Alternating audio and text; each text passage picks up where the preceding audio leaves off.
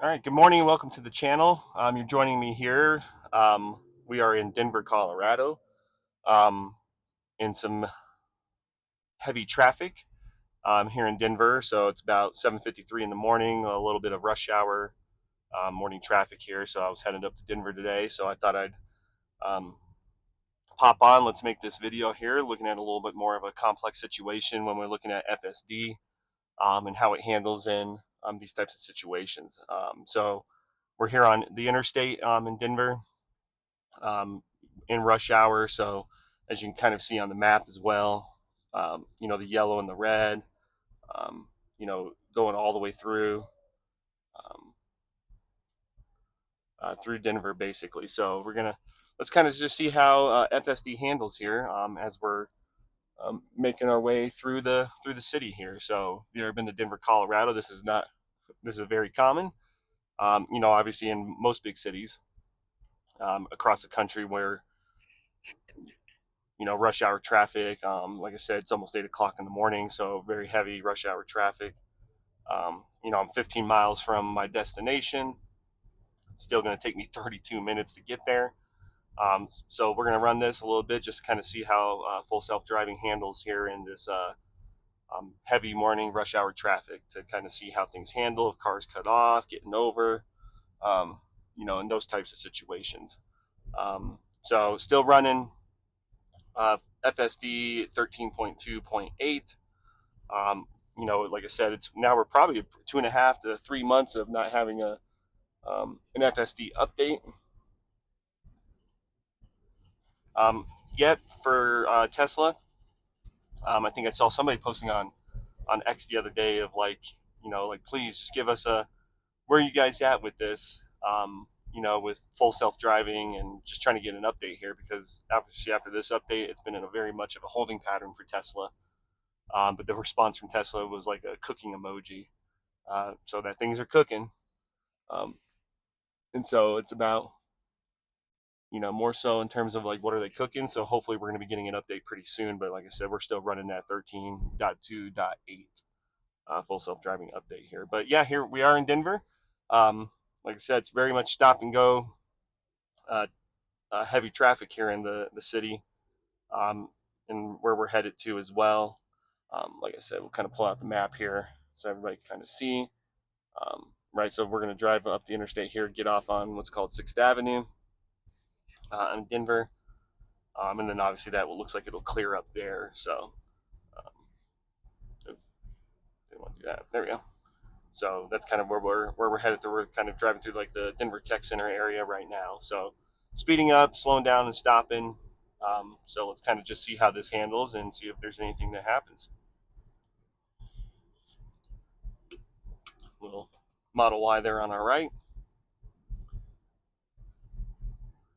Looks like looked like he was running some full self driving. So usually when I look, and I've talked about that in videos too, trying to see if people are making or are riding on FSD at all.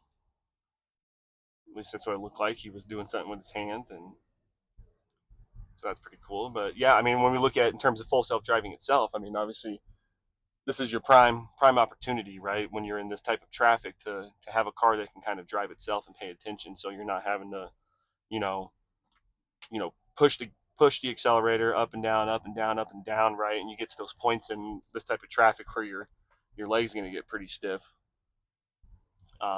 Having to do that. So the ability to just sit here kind of and let the car drive itself is a fantastic way to do these things.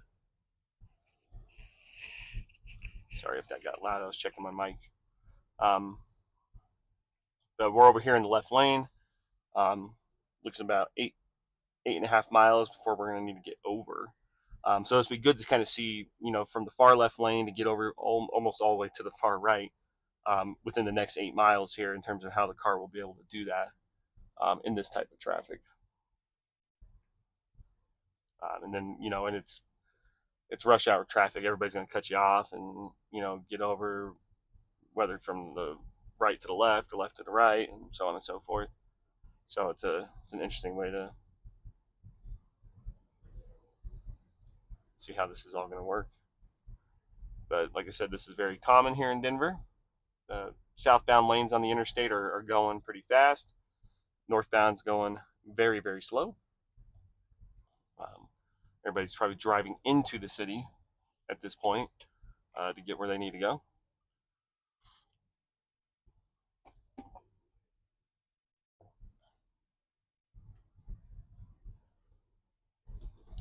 Got my intention monitoring active again there on the screen, but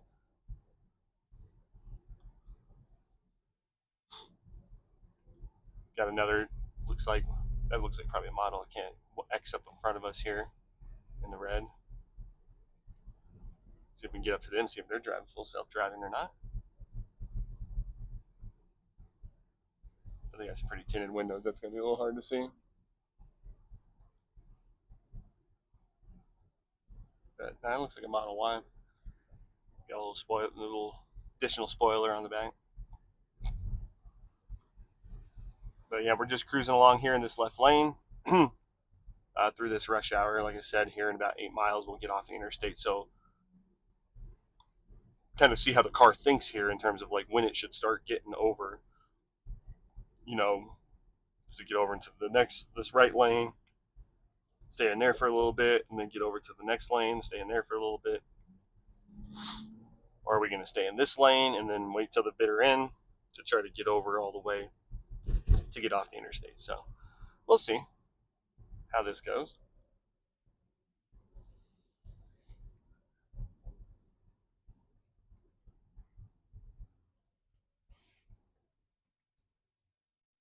Ooh, there we go.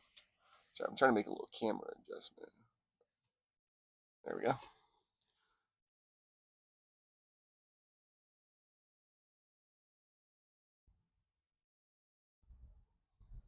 But here we are driving. So, so thinking about Tesla itself, it was funny just talking to a friend of mine past couple days. I actually had to take this car in for a little bit of service. So here's my little plug on Tesla, right? I had like either a nail or a piece of metal in my front right tire. Was causing a slow leak in that tire. Um, so I scheduled the service appointment through Tesla and went down to Tesla in Colorado Springs, where I live, to get the tire looked at to see what needed to be done, whether they could repair it, which I didn't. I knew they probably couldn't, or I needed a new tire or new tires. So you look at it, and yeah, I could go to anywhere, discount tires or any type of tire shop, and do that type of thing. But right, and talking to my father about it, it's like, if I can,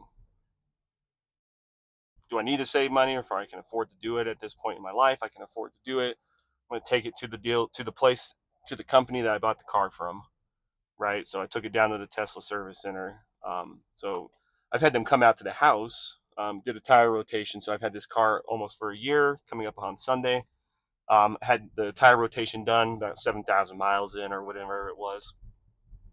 They came out to the house and did it.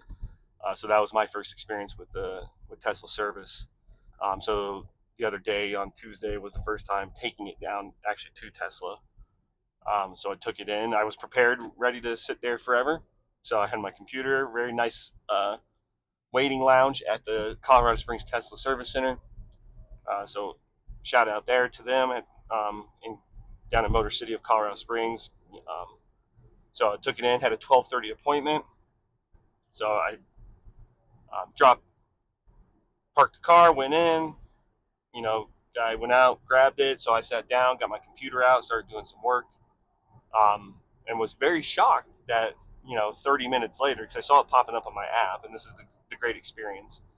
Um, Started seeing it pop up in my app that he would resolve, like, yeah, there was something in the tire, it was unrepairable, need to put a new tire on, and within literally, here we go, little hard stop, good job.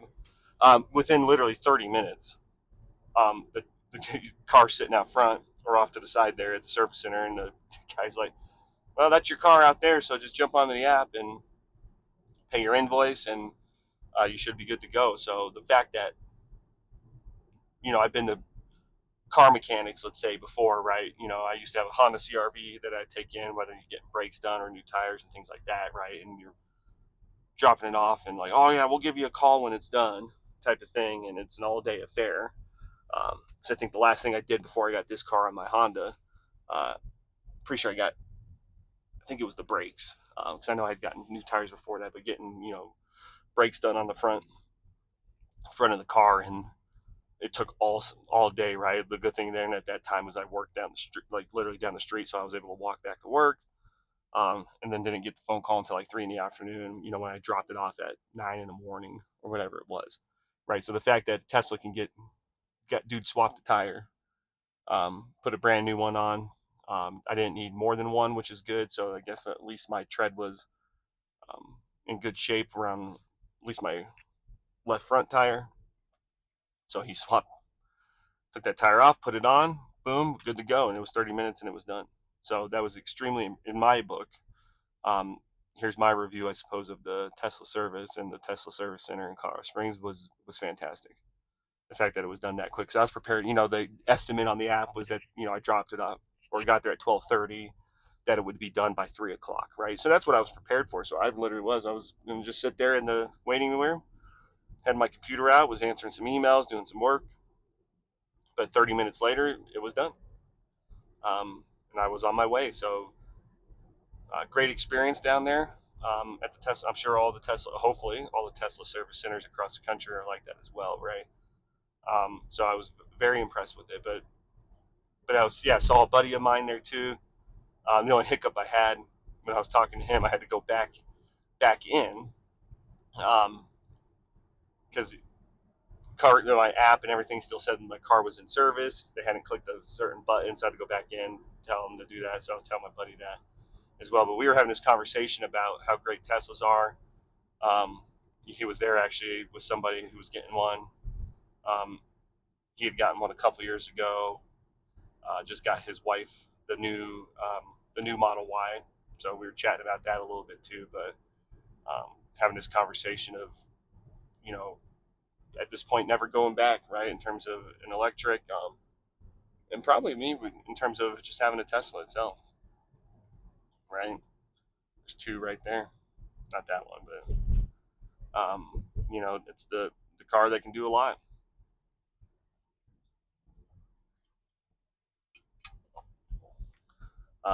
Yeah, we're still in this left lane right now, so about 5 miles until we get off the interstate here. So we're approaching downtown Denver. Oh, here we go.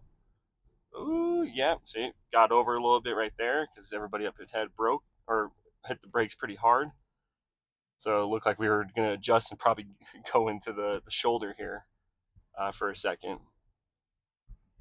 But that's a challenge with this kind of like stop and go traffic, especially in a city like Denver, where everybody will start rolling fast in this type of traffic, and then just wham, slam on the brakes. And I'm sure that's everywhere, right? I've lived here my whole life, so I talk about this state and these couple cities that I frequent. But it's so crazy because it's like, oh, they see an open space, and then it's like everybody just drops the hammer, starts going super fast, and then in that type of circumstance right there, they got to basically slam on the brakes, and so now you've created a chain reaction back behind you, because you think you just have to, just wham and just go as fast as you can when you don't need to, right? Smart thing in here would just be make a slow pace up to speed, look at what's ahead of you, right? Is that what FSD is doing, sort of too? And sometimes it probably is. It feels like that at least. Um, there's cameras here, right? It can see ahead that there's still cars, but there's no need to just, like I said, drop the hammer, um, and push so hard, and then have to slam on the brakes. And like I said, then you're going to cause issues behind you, and whether somebody hits you, right? Because here we go again. We're slowing down. About 4 miles until we got to get off the interstate here. And like I said, we're going to be going off to the right. So at one point, we got to get over. And at the moment, there's a great opening. Oh, that car just got over, but a great opening to get over into this next lane. But like I said, I started this video in this left lane. So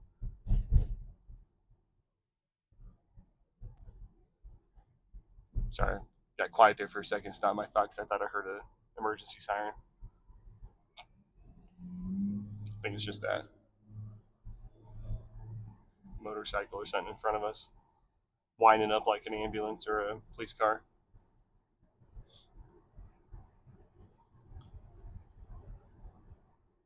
All right, here we go. I think we're braking again. Right, so yeah, I still put my hand on the wheel a little bit because if I got to take over at one point, um, just to be safe. But like I said, the car's doing a good job. Did a good job back there when they slammed on their brakes, um, and was able to make that adjustment if needed.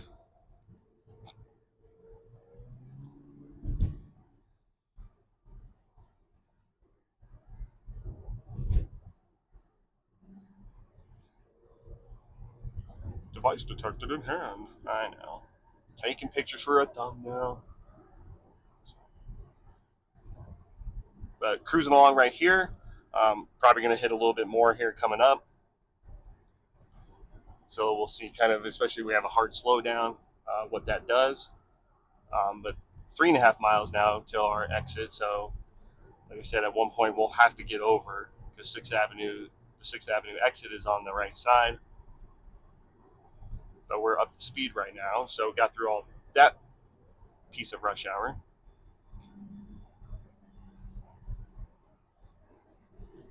As you approach downtown Denver, if you've never been here, it always bottlenecks up here, especially close to like where the Broncos play, the Colfax area.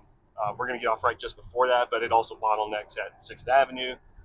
6th Avenue is a big, I don't want to say like almost like a big bypass highway, sort of. It turns into a regular street as well, but that a lot of people use to either take east or go west. We're going to go west. And so it bottlenecks there, but then it'll bottleneck even further up around Colfax, partly because there's so much industrial stuff up there. That at least one point, me and my wife talk about this when we come up here all the time, that they're never going to be able to expand outside of that unless they take out all these industrial um, companies or pieces.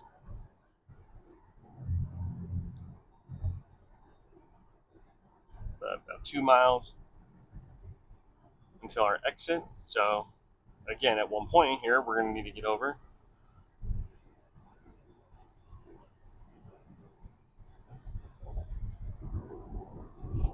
And especially before we hit more of this traffic. But I'm going to let it play out. So I'm not going to try to manipulate this at all because I needed to do kind of show you guys the complexity here of what's happening.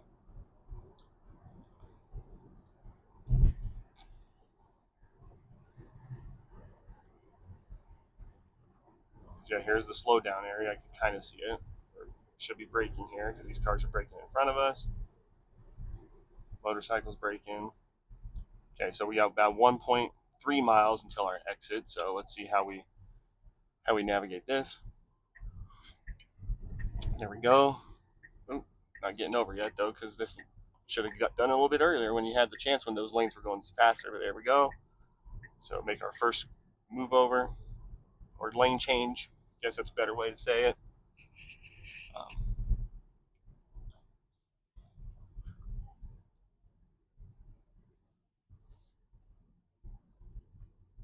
oh, there we go. Slowing down.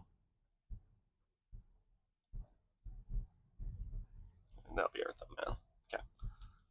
And I'm going to get yelled at for having my phone in my hand.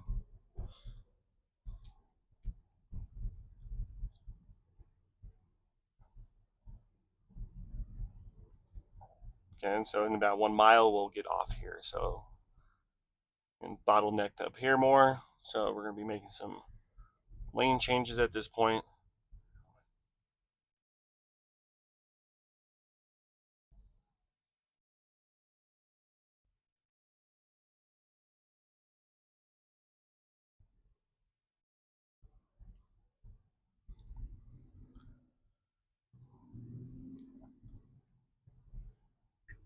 There we go. I'm going to get over.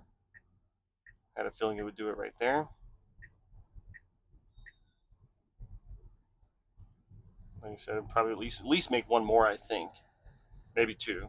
right? You got what, like it's like a 4. I think it opens up even sometimes to a 5-lane interstate around this part.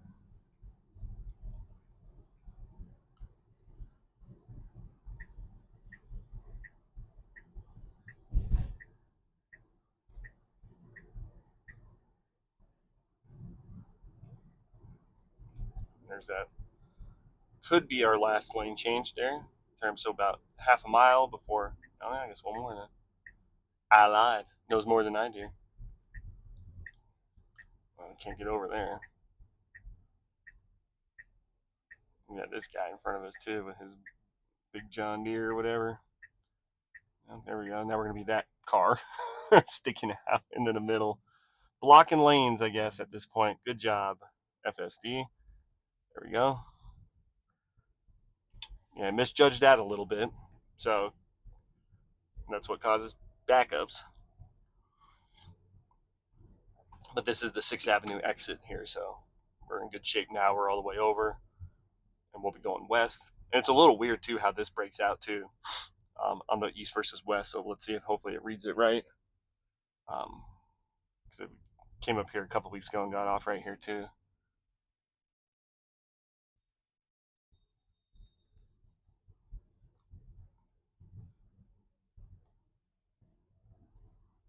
Let's see if anybody else jumps over too. Like I say, good old downtown, or the downtown Denver area. Downtown's right there. Well, past all that, but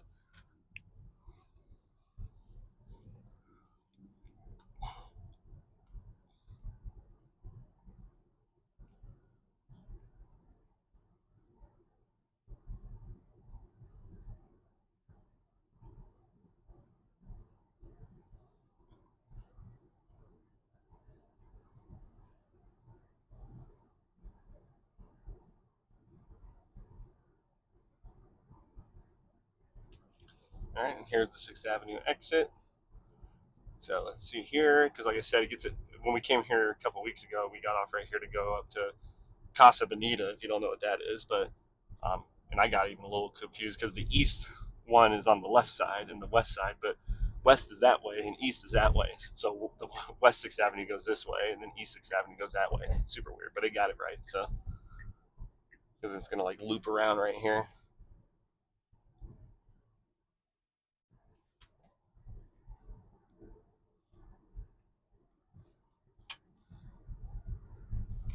So in terms of how they built this, I'm not sure, but guess it works.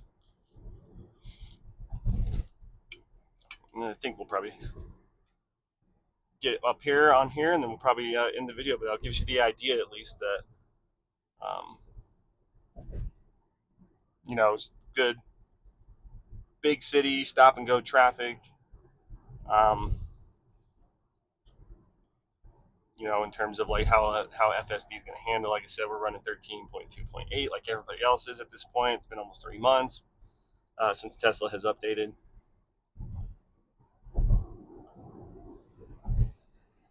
Has updated FSD. We're going that way. Sure, it sees that. Okay, I don't want that. Doesn't say because that takes you up to Federal Boulevard, and we're good.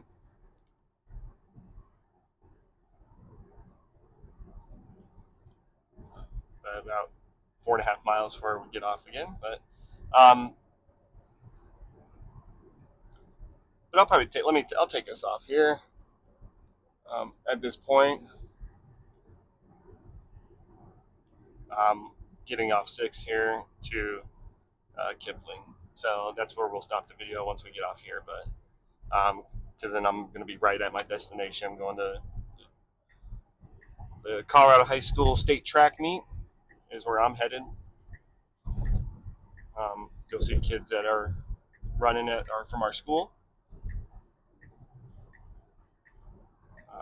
So up here at the Jefferson County Stadium, if you're in the Colorado area, it's one of the largest high school events for the state of Colorado. All 5 classifications at this event,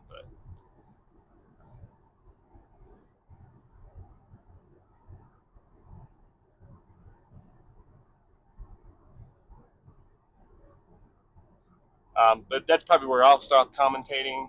So the rest of the video, I'll probably just speed it up until I park. Kind of close this out here, but thanks for coming along for the ride. Give the video a like, subscribe to the channel, and I'll see you next time.